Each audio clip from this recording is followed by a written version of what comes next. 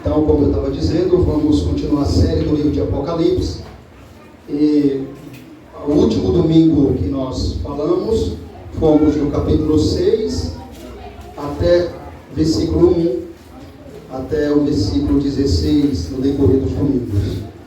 Damos uma parada e agora estamos retornando já no capítulo 7, na passagem famosa dos 144 mil selados de Israel. Esse é o tema, 144 mil selados. Vamos ler, vamos lá. Apocalipse capítulo 7, versículo de número 1. Depois disto, vi 4 anjos em pé, nos 4 cantos da terra, conservando seguros os 4 ventos da terra, para que nenhum vento soprasse sobre a terra, nem sobre o mar, nem sobre a árvore alguma. Vi outro anjo que subia do nascente do sol, tendo o selo do Deus vivo, e clamou em grande voz aos 4 anjos, aqueles aos quais foram dado fazer dano à terra e ao mar, dizendo: não danifiqueis nem a terra, nem o mar, nem as árvores, até selarmos na fronte os servos do nosso Deus. Então ouvi o número dos que foram selados, que era 144 mil, de todas as tribos dos filhos de Israel.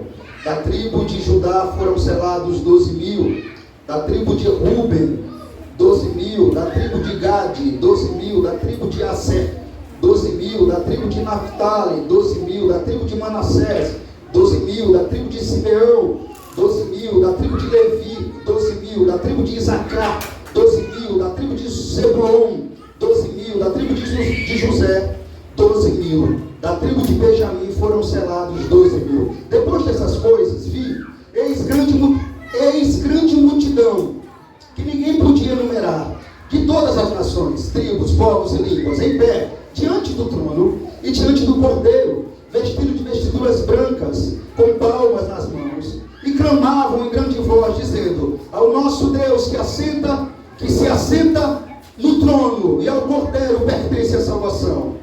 Todos os anjos estavam de pé, rodeando o trono, os anciões, os 4 seres viventes, e ante o trono se prostraram sobre o seu rosto e adoraram a Deus, dizendo: amém.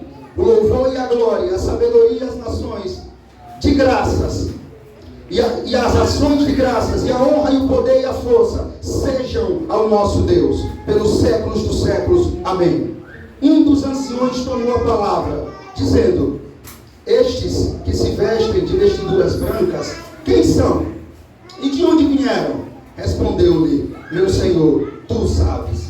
Ele então me disse: são estes os que vêm da grande tribulação, lavaram as suas vestiduras e alvejaram no sangue do Cordeiro, razão porque se acham diante do trono de Deus e o servem de dia e de noite no seu santuário.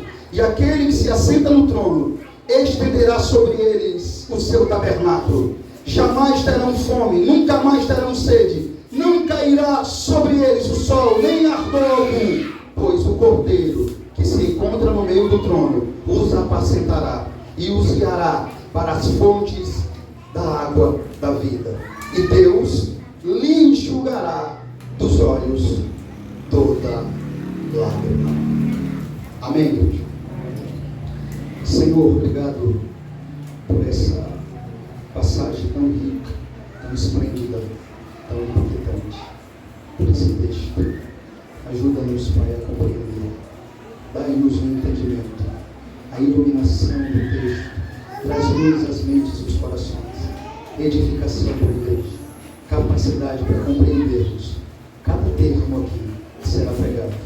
Ajuda esse marido do lado de cá a pregar de acordo com a sua vontade, de modo que a igreja seja edificada, o Senhor seja glorificado em nome de Jesus. Amém. Irmãos, estamos diante de uma passagem difícil de Apocalipse. A maioria dos textos são em Apocalipse. Muitos comentaristas veem o capítulo 7 como um parêntese ou um interlúdio entre o 6º e o 7º selo. Se você observar, nós vinha decorrendo do primeiro até o sexto selo, não foi isso? Começamos do primeiro selo lá e paramos na onde? No sexto selo. Mas parece que houve aqui, entre o sexto e o sétimo selo, um interlúdio, irmãos. Uma pausa para tratar sobre outro assunto. Observe que o capítulo 7 é o oposto do selo imediatamente procedente. Ou seja, o capítulo 7 é o oposto do capítulo 6, do sexto selo. É completamente diferente, o qual revela o que está acontecendo aos inimigos de Deus. O capítulo 6 aqui do texto, o que é que ele traz para nós? A ruína dos inimigos de Deus. Montes caem sobre nós. Não foi assim que nós acabamos a mensagem? Ou seja, ele revela a destruição do povo de Deus. O capítulo 6. O capítulo 7 revela o que está acontecendo ao povo de Deus. Enquanto os inimigos de Deus, observe, enfrentam a ira e os juízos divinos, os santos entoam louvores de livramentos a Deus e ao Cordeiro. Todo o capítulo é dedicado aos santos, observe isso. Todo o capítulo 7 aqui que nós lemos é dedicado ao povo de Deus, aos santos. Você ouviu falar aqui de alguém que está sendo condenado? Não. Você está ouvindo falar da ira? Não. Você está ouvindo falar de Deus vir esmagar, de alguém fugindo, de alguém com medo da ira? Não. Porque o capítulo 7, eu quero trazer essa perspectiva para que nós leia e entenda a perspectiva correta do texto. A partir do capítulo 7, João focou apenas nos servos de Deus, na igreja, no povo de Deus. Por isso que eu disse que é completamente oposto do capítulo 6, que fala sobre juízos, sobre a ira de Deus. Meu irmão, mais uma vez, observe que o capítulo 6 ele acaba com uma pergunta. E eu quero que vocês olhem para a pergunta. Vamos lá. Versículo 17 do capítulo 6.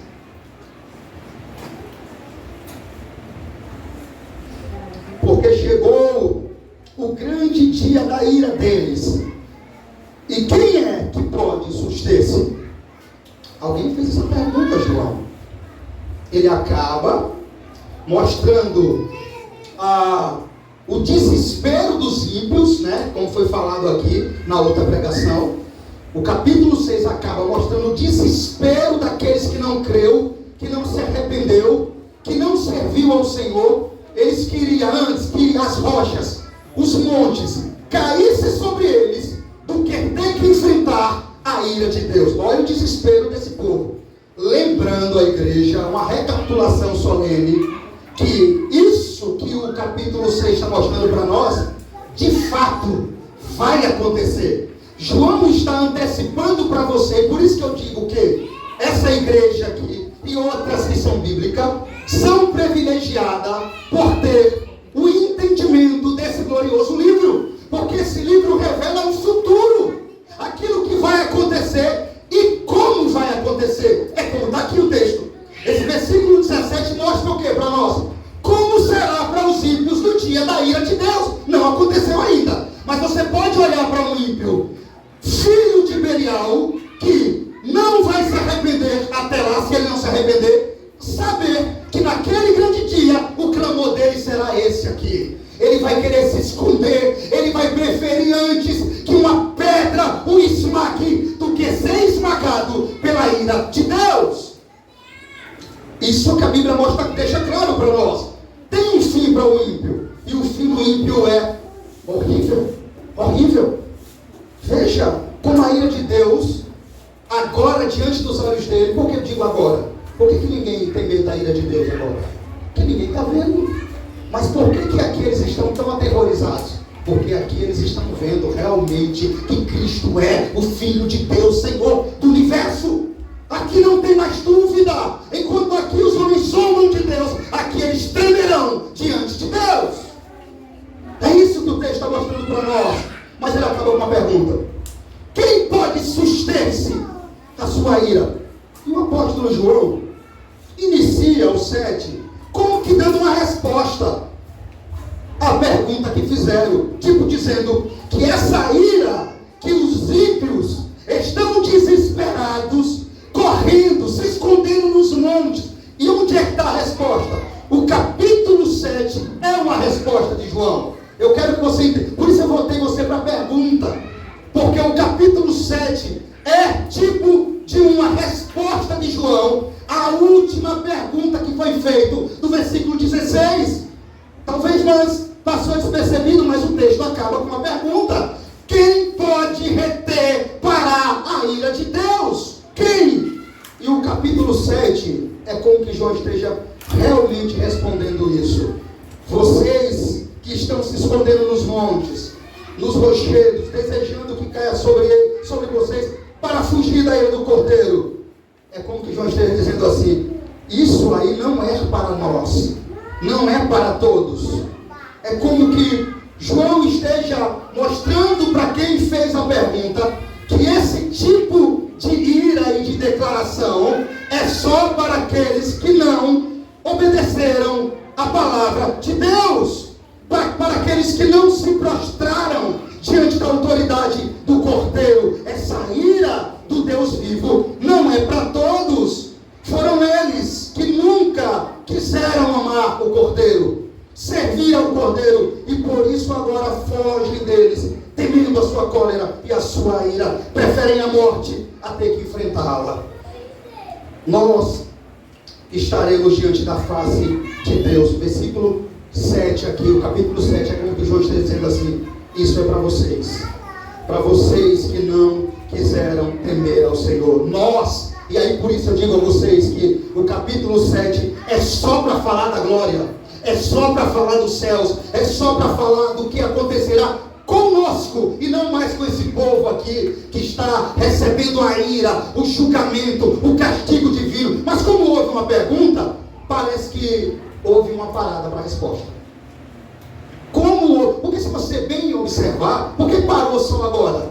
Porque nós decorreu primeiro selo, segundo selo, terceiro selo, quarto selo, quinto selo, sexto selo. Era para ir para o sétimo. Mas no meio entre o sexto e o sétimo, João dá uma parada. Então parece que é exatamente para responder essa pergunta e mostrar que o que está acontecendo com os ímpios não acontecerá com o povo de Deus. Por isso, capítulo 7, só para descrever a glória do povo de Deus. Nós estaremos diante da face de Deus.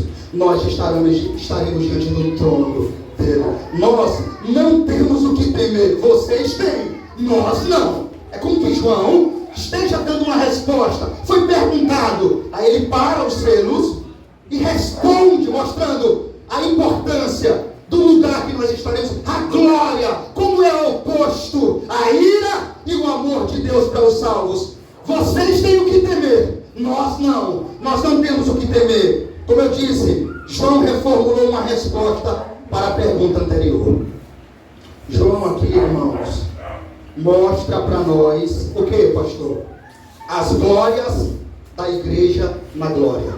Vou repetir. João dá uma parada para mostrar para nós as glórias da igreja na glória. Como ela será gloriosa na glória eterna. Então vamos lá, vamos começar do 1. Dito isso como introdução, para que nós entendamos o texto, por que da parada, porque talvez você pudesse ler e não entendesse, mas por que parou? Por que não continuou o selo? Por que essa parada? É como que João preparou uma resposta para a última pergunta do versículo 16. Versículo 1, vai, vamos lá. Depois disto o que, pastor? De tudo que veio anterior. Depois de tudo que foi pregado anterior, tudo que foi visto, vi 4 anjos em pé nos 4 cantos da terra, conservando seguros os 4 ventos da terra, para que nenhum vento soprasse sobre a terra, nem sobre o mar, nem sobre árvore alguma. Até aí. Veja, irmãos, João agora vê 4 anjos em pé nos 4 cantos da terra. A Bíblia, irmãos, não descreve para nós quem são esses 4 anjos ou o nome deles. Não temos essa informação aqui. Mas o que sabemos é que são 6 angelicais poderosos que têm uma missão dada por Deus neste capítulo, João vê 4 anjos, cada um deles ocupando um dos 4 cantos da terra. Observe isso. Cada um desses anjos estão ocupando um dos 4 cantos da terra. Vamos lá, lê de novo, olha lá. Vi 4 anjos em pé nos 4 cantos da terra. Isso não deve ser entendido literalmente, irmãos. Você não pode olhar para esse texto e entender literalmente, e sim simbolicamente. Por quê? Porque aponta para a totalidade da criação divina. Essa declaração que nós estamos vendo aqui, depois disso, vi 4 anjos em pé nos 4 cantos da terra, conservando seguro os 4 ventos da terra. Isso aqui aponta para a totalidade da criação divina. E mais, para as 4 direções: norte, leste, sul e oeste.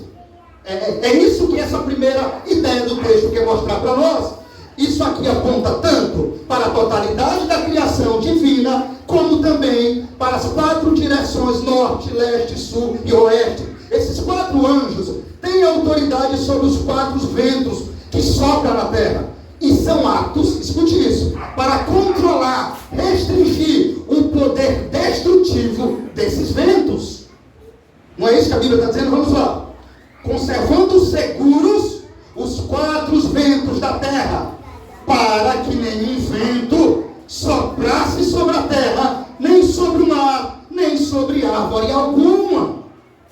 Então esses 4 anjos, eles têm autoridade, força, para controlar, restringir o poder destrutivo desses ventos. Agora observe, os 4 ventos da terra, não do céu, 4 ventos da terra. Esses 4 ventos são agentes de Deus para executar juízo.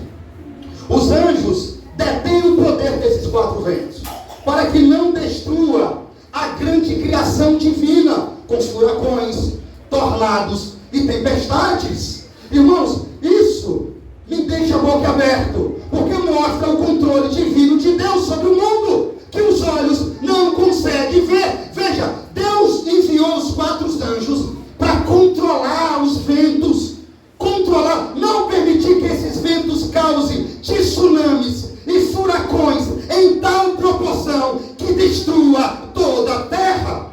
É isso que a Bíblia está deixando claro para nós aqui. Tem um limite até onde isso pode acontecer, e isso mostra para nós o controle divino de Deus sobre o mundo, que os olhos não conseguem ver, sobre os acontecimentos, sobre o mundo espiritual. Há anjos controlando as forças da natureza, de modo que os nossos olhos não conseguem ver. É o que a Bíblia está deixando claro para nós aqui. Há anjos controlando forças da natureza, de modo que os nossos olhos humanos não conseguem ver.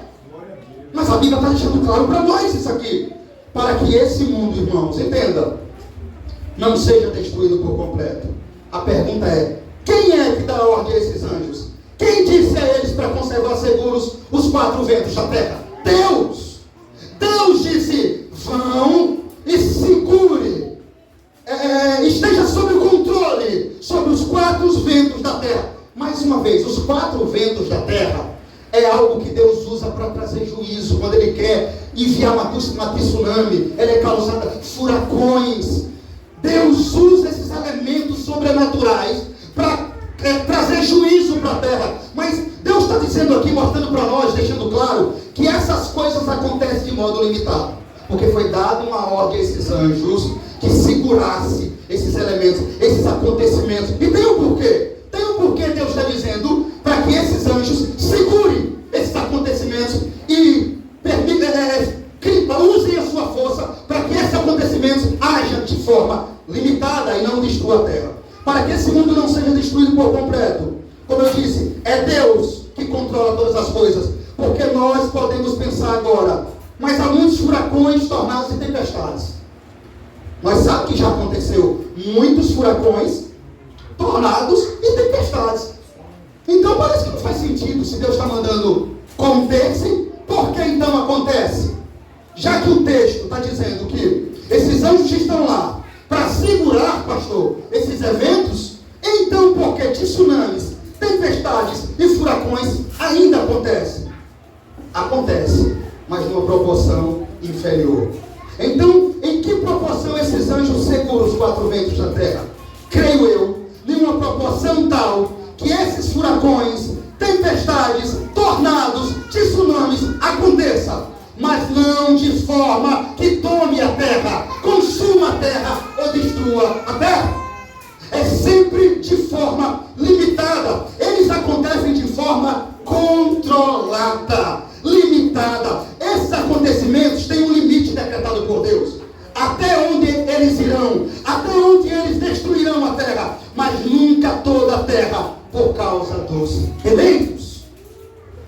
Olha que interessante isso, irmãos. Deus controla os eventos sobrenaturais da terra, de modo que os nossos olhos não conseguem ver isso. Tudo que você viu acontecer, as tsunamis que aconteceram, não mataram, não destruiu a China toda, destruiu? Não destruiu o Japão todo, foi uma parte das pessoas. Aquilo ali mostra o decreto de Deus, até onde a catástrofe pode ir. Não veio para destruir. Você nunca vai ouvir, enquanto o povo de Deus estiver aqui, furacões, tsunamis e tempestades que se levante e destrua a terra toda. Isso não pode acontecer, porque o próprio texto está deixando claro para nós que há uma ordem de Deus para que anjos façam o quê? Controlem os 4 ventos da terra. Até porque, irmãos, quem é capaz de controlar o tempo atmosférico? Pois é, até dele Deus é Senhor também. Vamos prosseguir, vamos lá.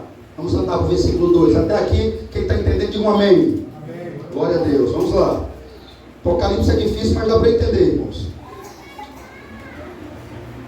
Só um instante. Versículo 2.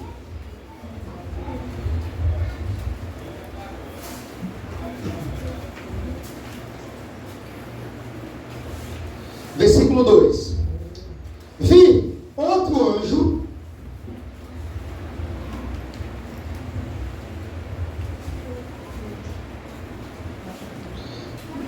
outro anjo que subia do nascente do sol, tendo o selo do Deus vivo, e clamou em grande voz aos 4 anjos, aqueles aos quais foram dados fazer dano à terra e ao mar. Até aí.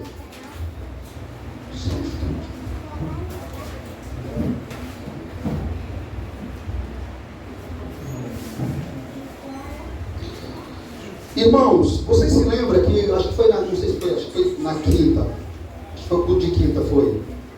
Não, isso, culto de quinta-feira, que foi pregado sobre, quarta-feira, desculpa, a reforma protestante. Foi dito em uma interpretação do Espírito Santo, não, você se lembra que lá em João capítulo 15, Jesus, quando promete o Espírito Santo, ele fala de outro Consolador.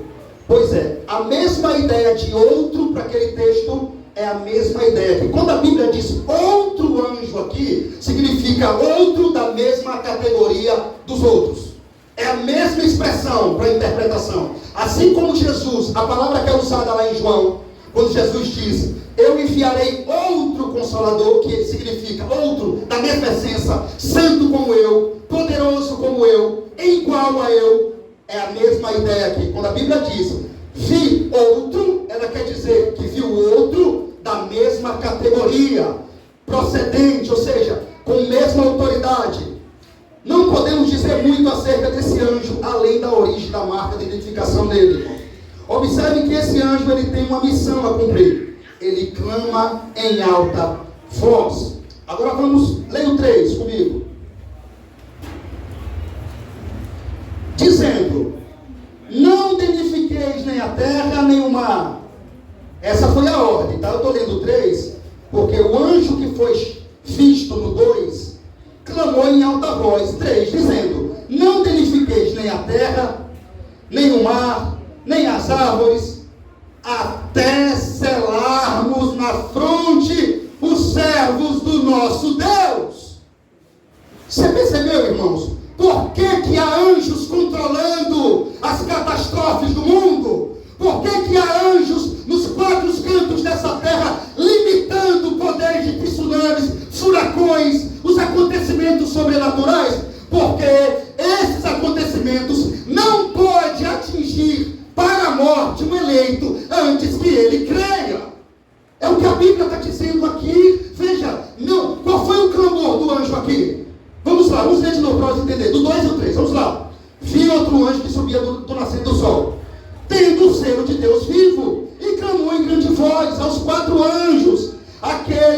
naturais foram dados, fazer dano à terra e ao mar. O que é que o anjo está clamando? Dizendo: não danifiqueis nem a terra, nem o mar, nem as árvores, até o quê? Até selarmos na fronte os servos do Deus vivo. Em outras palavras, até que o último eleito seja salvo. Até que o último eleito seja salvo. Essa terra não pode, de repente, uma tsunami geral, furacão, seja lá o que for, tomar ela. Não. O último eleito não pode morrer nessa terra por uma tsunami, por um furacão, por qualquer outra coisa, sem que antes ele creia. Essas coisas não podem acontecer na vida dele para a morte. Por quê? Porque o texto está deixando claro: não danifiqueis até que eu cele os meus eleitos. Irmãos, esse versículo 3 está nos ensinando que enquanto Deus congrega o seu povo, escute isso, Ele suspende o juízo. Vou repetir, esse versículo 3 está nos ensinando que enquanto Deus congrega os seus escolhidos, vai chamando os seus escolhidos, vai salvando os seus escolhidos, o que Ele faz? Ele suspende o juízo até que o último dos santos seja congregado e selado por Ele. Esse selo tem a marca da proteção de Deus e de propriedade de Deus. Ou seja, os fiéis são selados com um sinal de proteção e propriedade. Isso quer dizer então para nós que a morte, como eu acabei de dizer, não alcança, seja por tsunami, furacão, tempestade, coisas sobrenaturais, como também coisas naturais do termo humano. Não pode atingir o escolhido de Deus para a morte antes que ele creia em Cristo. Pode atingir, quebrar um braço, ficar aleijado, mas ele tem que ficar respirando para confessar a Cristo. Para a morte, nenhum desses acontecimentos pode atingir ele antes que ele seja selado. Veja como Deus controla até essas coisas. Veja como você que creu e tem convicção que é selado, foi guardado por Deus. Irmãos, olhem para isso. Se você estiver entendendo isso, veja como a igreja, aqueles que creu, aquele que tem convicção que foi selado, antes de chegar aqui, foi guardado por Deus para crer. Porque é isso que o texto está dizendo. Veja, o texto está dizendo: não danifiqueis a terra, nem o mar. Mas qual é a causa? Por quê? Até que eu cele os meus escolhidos. O que isso significa? Que até o dia de você crer, Deus lhe guardou até lá, irmãos. Isso mostra que muitos são os livramentos que Deus lhe deu quando você era ímpio. Até que você cresce. Por quê, pastor? Porque o texto está dizendo que você não podia morrer por morte natural, por tsunami, por qualquer outra coisa, antes que ele lhe selasse. Isso é forte, irmãos. Isso mostra o projeto completo da salvação de Deus. Isso mostra também que o servo de Deus, ou melhor, desculpa, o eleito que está aí fora, que ninguém sabe quem é porque não está na testa dele, não vai morrer. Seja por bala perdida, assalto, tsunami, afogamento, ele pode até morrer depois, mas antes ele não morre, até que Deus o serve. Nada disso o alcança. Ele pode até sofrer acidente, ficar aleijado, mas ele fica com fôlego para confessar que o Senhor é Deus. Segundo, o próprio relato bíblico, irmãos, diz para nós o porquê que essas pessoas, como já foi explicado, porquê que Deus manda que esses anjos não danifiquem a terra. Porque os servos de Deus estão sendo selados. A marca da identificação do anjo é o selo do Deus vivo. Essa marca parece comunicar o cuidado protetor de Deus, o qual ninguém é capaz de subverter ou desfazer. Esse selo aqui que o anjo está falando, fala da marca protetora, o cuidado protetor de Deus, o qual ninguém pode subverter ou desfazer. Aquele que Deus sela, ninguém pode desselar ou desfazer o que Deus fez. Irmãos, Deus envia seus anjos para selarem o seu povo, porque seus servos lhe pertencem e são escolhidos por meio de um selo. O que precisamente é um selo, para nós entender? William Hendrickson diz, primeiramente, que ele é a coisa mais preciosa debaixo do céu. Em seguida, atribui ao selo 3 funções. Em primeiro lugar, ele protege contra a falsificação. Em segundo lugar, ele garante uma propriedade. E em último lugar, ele certifica a genuinidade do documento. Isso é o selo. Ele protege contra a falsificação, selo. No sentido do selo aqui, eu estou explicando para a igreja. O selo protege contra a falsificação. Em segundo lugar, garante uma propriedade. Quando você sela alguma coisa, garante que a propriedade é sua. E em último lugar, ele certifica a genuinidade de um documento. Ou seja, o selo é a marca da separação do povo de Deus. O selo separa você e mostra que você está marcado, que você é propriedade exclusiva de alguém, que você foi separado para alguém. Essa é a marca do povo de Deus. Se você é selado, você que está aqui, você é propriedade de Deus. Se você é um salvo, você carrega a marca de Deus. Os marcados por Deus ganham uma nova identidade. E nessa nova identidade, eles parecem com Cristo. Eles andam como Cristo. Vamos lá, vamos ver. Vamos entender isso aqui. O selo. O selo identifica o servo de Deus. Dizendo, não danifiqueis nem a terra, nem o mar, nem as árvores, até selarmos. Olhe para aí. Na fronte os servos do nosso Deus. Você acha que esse selo é assim algo que não se identifica? O selo é a marca do crente, irmãos. É a sua marca, mulher de Deus. É a sua marca, homem de Deus. A prova da marca de Deus em você é que você parece com Cristo. Essa é a sua identidade. É isso que faz parte do selo. Eu estou tentando explicar a vocês que isso que aconteceu aqui tem ações, tem resultados aqui na terra. Esse selo aqui que foi feito, enviado, decretado no céu para o povo de Deus, tem um resultado aqui. O povo selado aqui, eles têm uma marca. Eles parecem com Cristo. Olha os cristãos do primeiro século. Você tem dúvida que o povo, a igreja primitiva era selada? Não! Porque pela primeira vez em Antioquia foram chamados de cristãos, porque parecem com Cristo. Por que eles foram chamados de cristãos? Olharam para eles e disseram: esses homens parecem com o Nazareno, com Cristo. Pela primeira vez em Antioquia, escute isso, eles não tinham sido chamados de cristão ainda.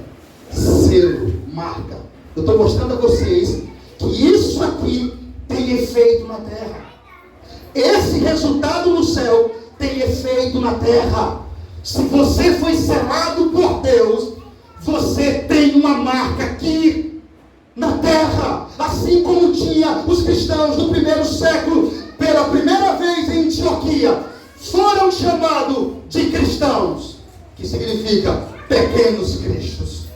Alguém que parece com Cristo. Então a marca que você foi selado, a marca que esse selo alcançou você, é que você parece com Cristo aqui.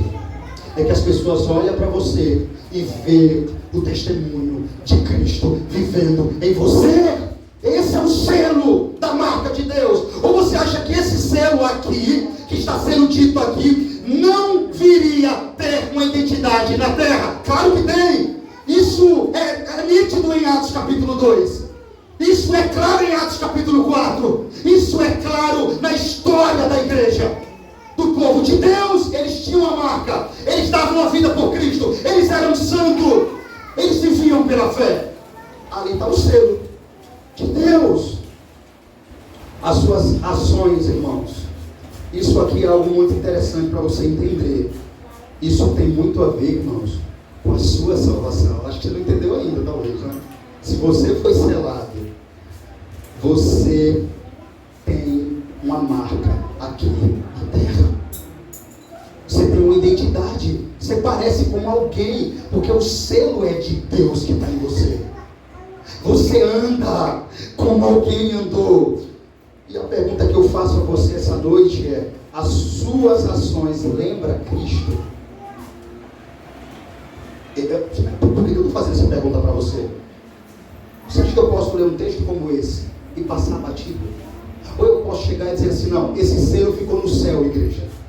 Esse selo aconteceu lá, mas aqui nós pinta e borda. Aqui não tem nada a ver, não tem um efeito aqui. Não, esse selo aqui foi decretado por Deus no céu, mas a marca dele está na onde? Foi para quem que o anjo disse que ia ser selado? Quem?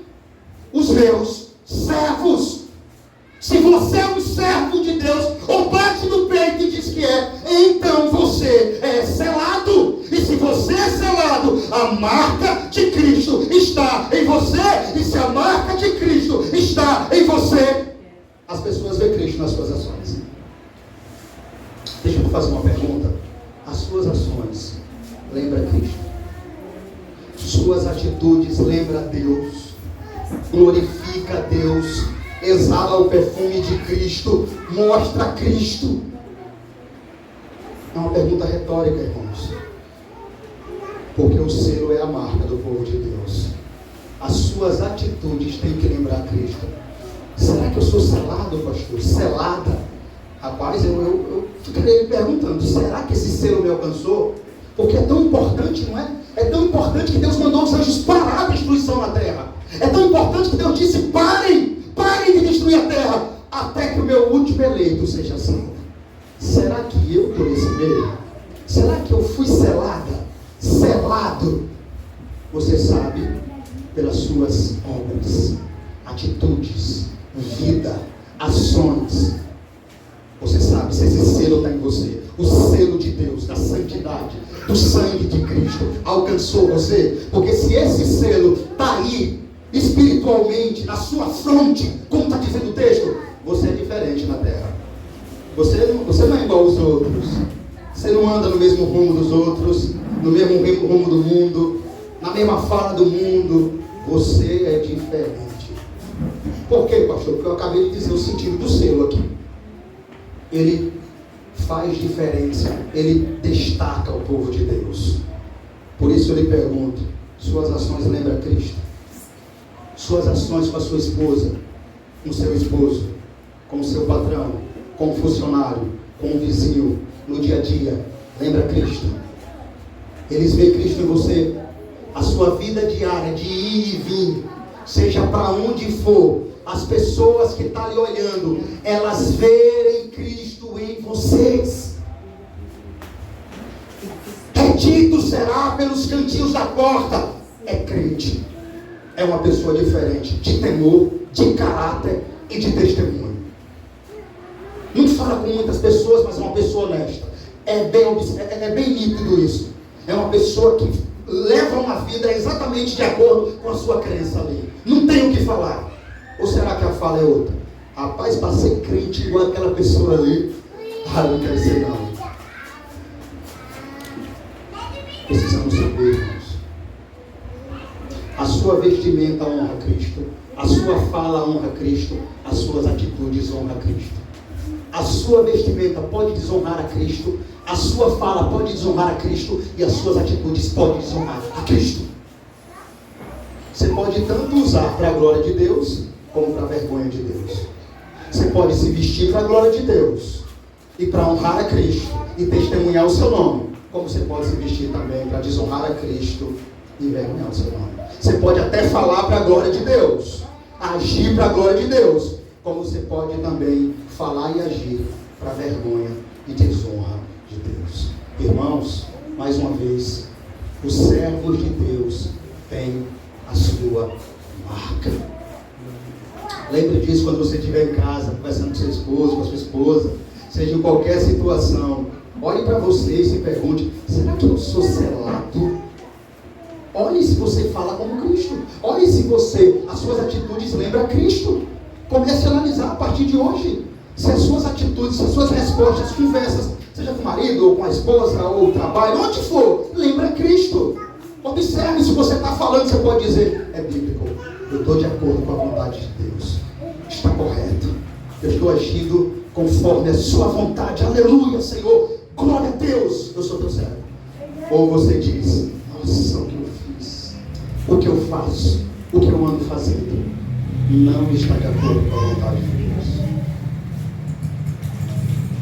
As suas ações lembram Cristo, servo. As suas atitudes glorificam a Deus. As suas ações exalam o perfume de Deus. Mostra Cristo. Lembre-se bem, se você foi selado, você está marcado, você tem um dono. Você é propriedade de Deus e não de você mesmo. Lembre, o selo, um dos pontos do selo, o que é? Marca de propriedade de alguém. Quando você coloca o selo, você está dizendo, é meu. Quando Deus lhe selou, ele disse, é meu. Mas você não é mais seu. Você não é propriedade mais sua. Você é de Deus. Se você foi selado, você tem uma identificação aqui na terra. E a identificação é servo do Deus vivo. Você vive para servir a Deus. O cristão é selado neste tríplice sentido. Olhe para cá, para você entender a última explicação sobre o selo. O cristão é selado em um tríplice sentido. O Pai selou, porque o crente desfruta da proteção do Pai por toda a vida. O Filho selou, porque ele comprou, redimiu o crente com seu próprio sangue precioso. E o Espírito selou, porque ele testifica que somos filhos de Deus. Amém? Amém. Vamos para o 4.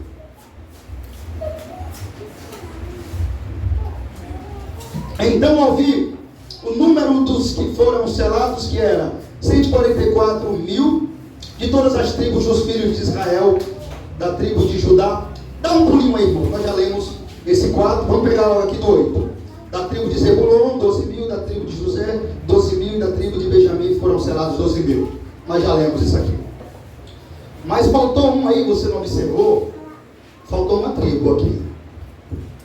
Você não observou, não é? Eu sei que passou abatido. A tribo de Dan. A tribo de Dan não está aqui. Provavelmente não entrou porque estava envolvido nas imoralidades sexuais de Israel constantemente. Aí entrou aqui no lugar da tribo de Dan, a tribo de José. Tá bom? Isso é para você ter sua ciência disso. Chegamos no famoso texto dos 144 mil selados. Chegamos aqui agora, não é? Então ouvi o número que foram selados, 144 mil. Esse texto aqui, irmãos, ao longo do tempo tem dado muitas interpretações. Alguns pensam que os crentes aqui são os crentes judeus, que é uma categoria de judeu que vai crer no Messias. Outros creem que é a categoria dos judeus que vão ficar na grande tribulação e vai ser salvo. Já os testemunhas de Jeová dizem que aqui são eles, e deles é que esse texto está falando. Eu fico com pena do restante, né? Porque imagine a quantidade de igreja que tem testemunha de Jeová. Só 144 mil vai ser salvo e os outros vai para onde? Veja, irmãos, o número 12 aqui é um número simbólico para a plenitude do povo de Deus. Assim como o número também 7. Não devemos interpretar esses 144 mil sendo literais, a quantidade de pessoas que aqui são descritas. Não é um número literal, uma quantidade certa de pessoa. Está completamente errado o testemunho de Jeová. Não está falando deles de forma nenhuma aqui. 144 mil é um número simbólico, que expressa uma multidão marcada por perfeição absoluta. Ou seja, esses 144 mil nada mais é do que a totalidade de todos os salvos de todos os tempos. É isso. 144 mil é a totalidade de todos os salvos de todos os tempos. Dos que creu e dos que ainda vão crer, que vão ser selados, como o próprio texto declara para nós. É isso que esse texto quer dizer, 144 mil. É um número simbólico, não literal. Agora veja, tanto esses 144 mil, quanto essa multidão que vocês vão ver agora, é o mesmo povo. Vamos lá, 9. Vou correr um pouquinho.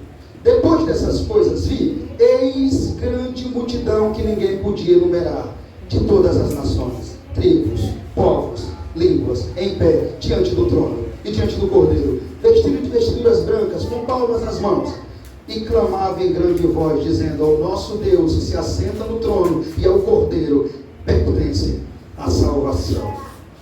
Deixa eu lhe explicar. Tanto esses 144 mil, quanto essa grande multidão que vocês estão vendo aí agora, são o mesmo povo. O que difere aqui então? Eu quero que os irmãos entendam. O primeiro quadro, qual o quadro? O dos 144 mil. Retrata o povo de Deus a partir da perspectiva histórica. Esses primeiros 144 mil aqui, que o texto está falando, retrata o povo de Deus a partir da perspectiva histórica. Como assim?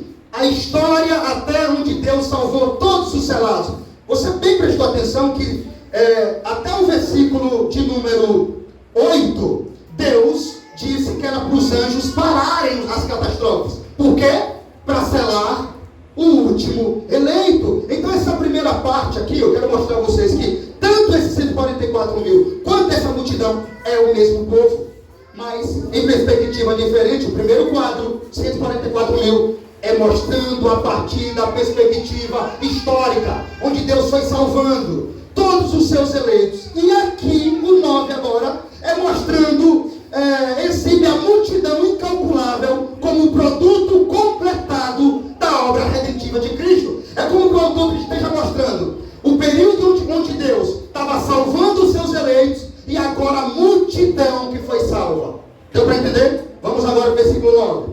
Versículo 9. Depois dessas coisas, vi, eis grande multidão que ninguém podia enumerar. Está vendo? É como que a primeira parte, o autor mostrou a parte histórica, Deus selando os seus salvos, e é como que agora ele está mostrando a multidão dos selados no céu, a multidão de todo o povo de Deus. Depois dessas coisas, vi, eis que grande multidão que ninguém podia enumerar, de todas as nações, de todos os povos, línguas, em pé diante do trono, diante do Cordeiro, vestidos de vestiduras brancas, com palmas nas mãos, e clamando em grande voz.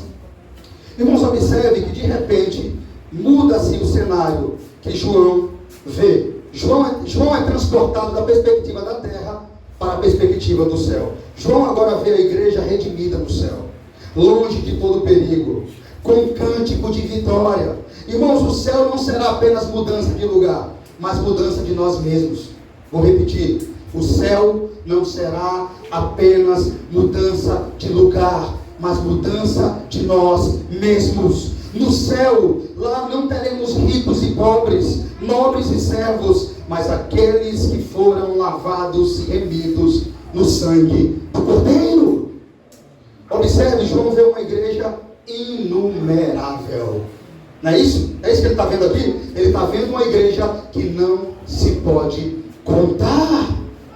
E aqui é o cumprimento da promessa que Deus fez a Abraão. Olha para o céu, Abraão, e conta as estrelas, se é que podes. Ele disse: será assim a tua posteridade. Gênesis capítulo 15, versículo 5.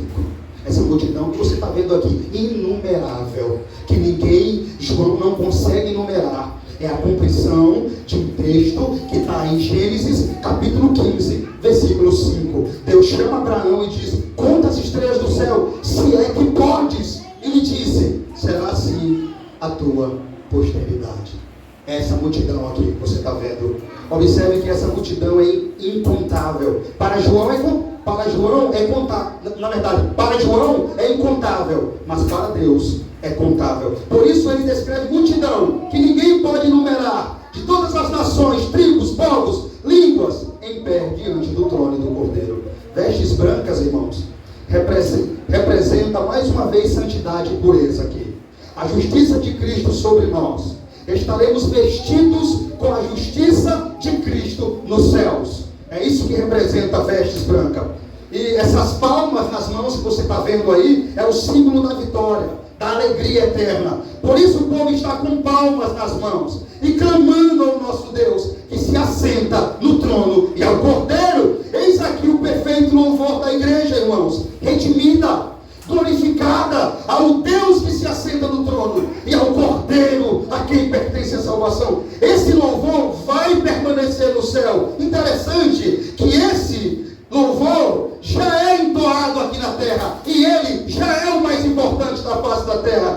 nós louvamos, admitindo que a Deus que se assenta e ao Cordeiro que pertence à salvação. Irmãos, o ramos, como eu acabei de dizer, representa a vitória.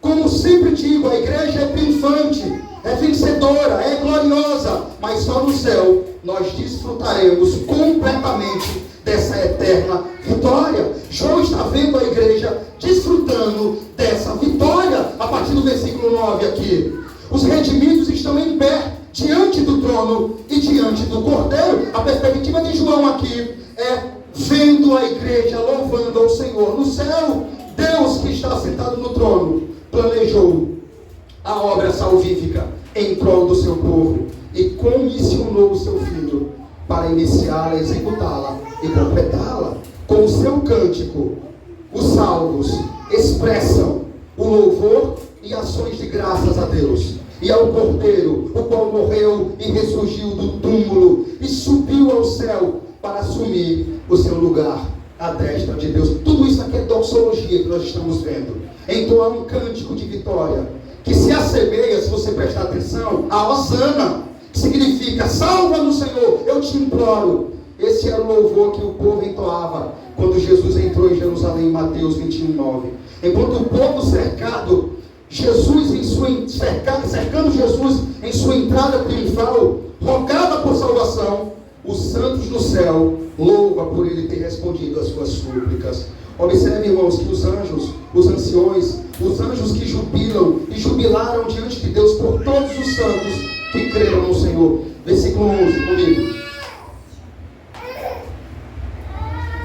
Todos os anjos estavam em pé, rodeando o trono, e os anciões, os 4 seres viventes, e ante o trono se prostraram sobre o seu rosto e adoraram a Deus, dizendo: Amém.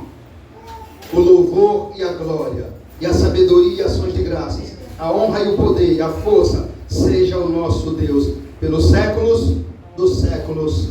Amém. Irmãos, nós estamos vendo doxologia no céu. Anjos entoando louvor a Deus. Mas é interessante o amém dos anjos. Por que eles estão dizendo? Por que eles disseram amém com louvor da igreja? Porque os anjos, irmãos, são aqueles que quando um salvo crê em Deus aqui na terra, o que acontece no céu? Festa.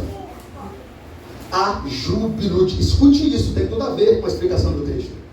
A Bíblia diz que quando o eleito que Deus mandou parar para ser salvo e selado crê aqui na terra, quando você creu, a Bíblia diz que os anjos diante de Deus começam a fazer festa, começam a louvar, começam a se alegrar. Olha, a salvação do pecador é tão importante que a Bíblia não diz que os anjos jubilam diante de Deus quando um cego vê, quando um morto ressuscita, quando um coxo anda, mas a Bíblia diz que os anjos jubilam, se alegra, festeja diante de Deus quando um pecador se arrepende. Isso é a hermenêutica para nós entender os anjos dizendo assim, amém, para o louvor da igreja. É como que eles estejam alegres, porque aqueles que eles se alegraram ao ver se converter aqui na terra, agora os anjos estão vendo louvar a Deus no céu. Por isso eles dizem, amém, aos louvor do santo. Mais uma vez,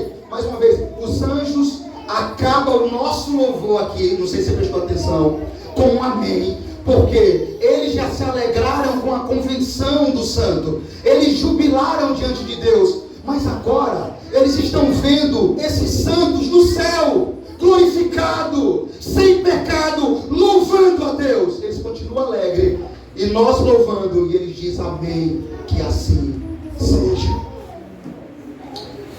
Cada crente que foi salvo, sendo selado, creu no Senhor na terra, como eu disse, os anjos jubilou por cada um deles, nos céus, diante de Deus. Agora os anjos dizem amém aos louvores do santo, porque eles estão felizes. Eles dizem que assim seja, assim como os anciões que representam a igreja dos céus. Então os anjos, os anciões dirigem a Deus o louvor. Como eu disse, aqui é uma doxologia. Vamos para o versículo 13. Um dos anciões tomou a palavra dizendo, estes que se vestem de vestidura brancas, quem são? E de onde vieram? Até aí. Veja, irmãos, não é que o ancião não saiba quem são estes. Não é uma pergunta, porque, vamos ser sinceros, quem devia estar perguntando aqui era João, não é não? João é quem devia estar perguntando: Senhor, quem são estes aí? Como é que o ancião está no céu e não sabe? Então nós deve ir para a intenção desse ancião. Primeira coisa, não é que ele não sabe. Essa pergunta aqui, que o ancião ele quer que João saiba. Não é que o ancião quer que João ensine. Como é que o mestre vai pedir ao aluno que ele lhe ensine? Porque o ancião aqui que sempre está dizendo: João, não chores. O ancião é quem está no céu aqui. João está indo em espírito. Mas o texto está dizendo que o ancião dirigiu a palavra para João e está perguntando a João: quem é estes?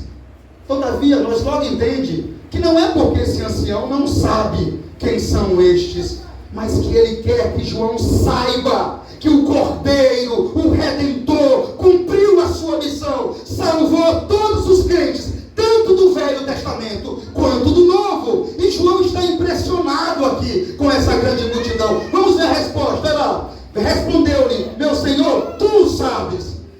E ele então me disse, está vendo que ele sabe? É uma pergunta só para querer que João saiba quem são eles. Estou tentando fazer você entender isso.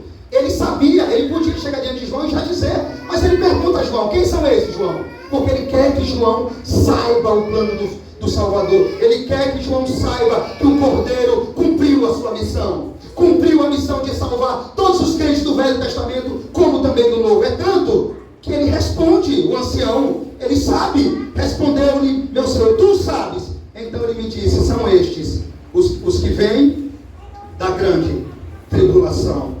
Lavaram as suas vestiduras e aos beijaram no sangue do Cordeiro. Razão porque se acham diante do trono de Deus e o serve de dia e de noite e no seu santuário. E aquele que se assenta no trono estenderá sobre eles o seu tabernáculo. Está vendo? Ele sabia. Ele está explicando a João aqui. Com sua resposta sucinta, João denota que o ancião é aquele que deve fornecer a resposta. Porque como representante da igreja, ele sabe exatamente quando e de onde os santos vieram. João volta para ele: tu sabes, Senhor, tu sabes. Porque João sabe que o ancião é o representante da igreja. E o ancião sabe exatamente quando e de onde os santos vieram. Estes são os que vêm da grande tribulação. Aqui está um quadro, irmãos. Essa palavra vieram de grande tribulação é um quadro de todos os santos vestidos de traje branco, em pé diante do trono do Cordeiro. A expressão grande tribulação inclui todos os cristãos que têm experimentado opressão, perseguição por toda parte ao longo da história. É uma expressão universal aqui e coletiva que abarca todos os santos ao longo das eras. Estão incluídos aqui todos quantos têm experimentado o ódio, a oposição do maligno. A Escritura ensina que o povo de Deus, de todos os lugares, de todos os tempos, se deparará com perseguições, perigos, dificuldades, até o fim dos tempos. Sofrerão pela causa do seu Deus. Os cristãos da igreja primitiva sofreram pelo nome de Cristo. Crentes incontáveis, no 6º e 7º séculos, enfrentaram perseguição por sua fé. Hoje, e mais cristãos perdem as suas vidas em perseguição do que em qualquer outro tempo. Todos esses santos têm atravessado grande tribulação. João apresenta um quadro total da multidão celestial vestida de trajes brancos. Então essa grande tribulação aqui é apontando para todos os cristãos de todas as épocas, de todos os tempos, que morreram em nome de Cristo, que passaram tribulação, que morreram pela fé, e os que ainda irão enfrentar. São esses os que vieram da grande tribulação. É isso que significa essa grande tribulação. Ela aponta para aqueles que morreram, para aqueles que ainda irão morrer por tribulação. Vamos para o versículo 15. Razão porque se acham diante do trono. Vamos ler até o final agora. Razão porque se acha diante do trono de Deus e o serve de dia e de noite no seu santuário. Aquele que se assenta no trono estenderá sobre eles o seu tabernáculo. Jamais terão fome, nunca mais terão sede. Não cairá sobre eles o sol, nem ardor algum, aleluia. Pois o cordeiro que se encontra no meio do trono os apacentará e os guiará para as fontes da água da vida. E Deus lhe enxugará dos olhos toda. Aleluia. Amém? Amém, irmãos? Como esse texto acaba de uma forma solene para o povo de Deus, não é? Que consolo solene. Uma vez que você escuta que todos nós iremos passar a grande tribulação, mas já está escrito aqui. Isso aqui faz parte. Quem são estes, João? São os que vieram da grande tribulação. São os que morreram na grande tribulação. São os que morrerão por tribulação. São os que sofreram por tribulação. Todo o povo, passado, presente e futuro. Todos que enfrentarão tribulação, faz parte desse texto aqui. Mas ele acaba de uma forma gloriosa. E o trono de Deus e do Cordeiro estará neles. Os seus servos o servirão. A cena é descrita de forma semelhante, irmãos. Apocalipse capítulo 21 é descrito de forma bem igual àquele texto, aonde uma voz procedente do trono chama a atenção para Deus, habitando com o seu povo. E assim será na glória. Nós habitaremos com Deus.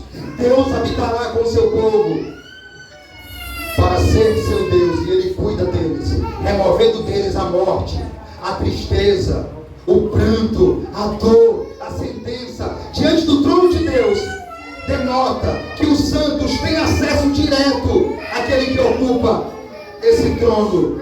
A sua relação com Deus é a mesma que aquela que existia no jardim do Éden, onde Deus andava e falava com Adão. Veja de novo o versículo 17, vamos lá.